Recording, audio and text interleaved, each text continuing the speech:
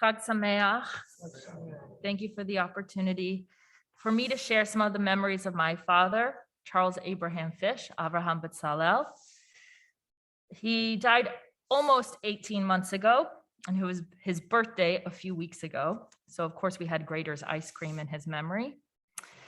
So I'm going to share a few memories. And these are some of the incredible components that were baked into my father's DNA. My father believed the Jewish people in Israel were models of perseverance, a people faced with the pressures of assimilation and anti-Semitism, yet never giving up and retaining a sense of collective identity in spite of all the external factors. A people that easily could have played the role of victim, yet remained committed to Emil Fackenheim's articulation of the 614th commandment, the commandment to survive as Jews.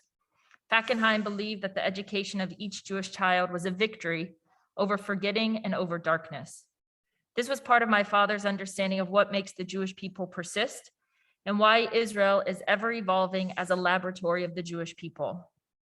Because I grew up in a small town with very few Jews, it was incumbent on each Jewish family to commit to the Jewish community, because without that commitment, it meant that someone could not say Kaddish for a loved one, or as there might not even be a minyan. It meant that my parents were by default Jewish educators for the non-Jewish community in which we lived and for the Jewish community. It meant sending us to Camp Ramah so we would know what it meant to live on Jewish time and to have connections with Jewish peers. And it meant standing up for who we are and what we believe as Jews.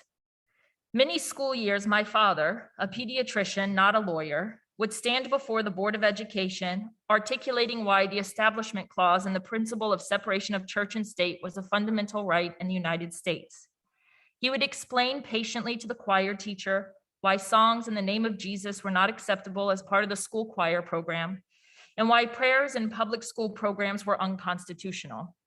My father modeled for me that as a minority, we have a responsibility to other minority communities, and we must have moral courage to do what is right, not what is comfortable. That meant if I came home with a problem that I had identified, he would ask me, well, Rachel, what are you going to do about it? And that was my charge to do.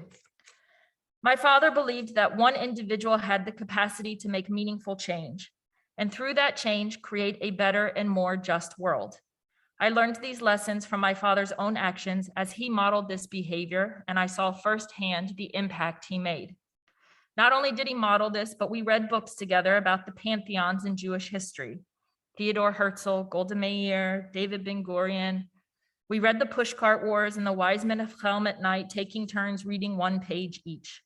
These were the stories and ideas my father wanted me to carry inside of me, the stories of our people. It was also my father's perseverance that made him love solving math and chemistry challenges. My father loved wrapping his brain around difficult math equations and immersing himself deeply in the mathematical thinking needed to solve challenging problems.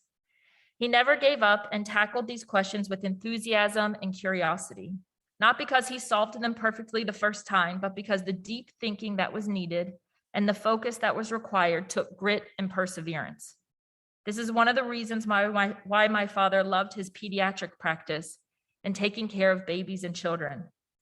Babies and children are not always able to communicate what is wrong or what hurts, and that is where the problem lies. And this would bring energy to my father as he was determined to understand what was the underlying issue and methodically think through the symptoms in order to ease the child's discomfort and pain.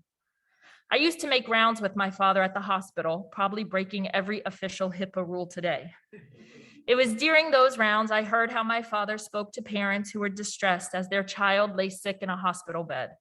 I saw the empathy he expressed while remaining calm and confident about his course of action as he articulated the medical plan for the child. I saw him ease parents' worries and offer more than knowledge, but deep compassion and chesed, loving kindness. And in many ways, his real joy in life demanded him digging deeper to find the grit and perseverance within himself every time he mounted his bicycle and rode the mountainous terrain of Northeast Tennessee. My father loved the open road.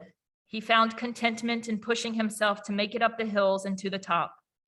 When my siblings and I or his grandkids would bike with him, he had a simple mantra: make it to the next telephone pole, make it to the next mailbox, make it to the next driveway, make it to the next tree, and make it to the next fence. And then, before you knew it, you were at the top of the hill. Slow and steady, never giving up, pushing down on the pedal and grinding deeply just to keep moving bit by bit. That sense of drive and purpose was the foundation of everything he did in his life. He didn't expect perfection, but he did expect us to never give up, to give it our very best in all that we did, and to display grit and give everything we had, whether it was on the field, the hills of the road, the essays we were drafting, or in our commitment to the Jewish people. And for all of this, I am deeply grateful.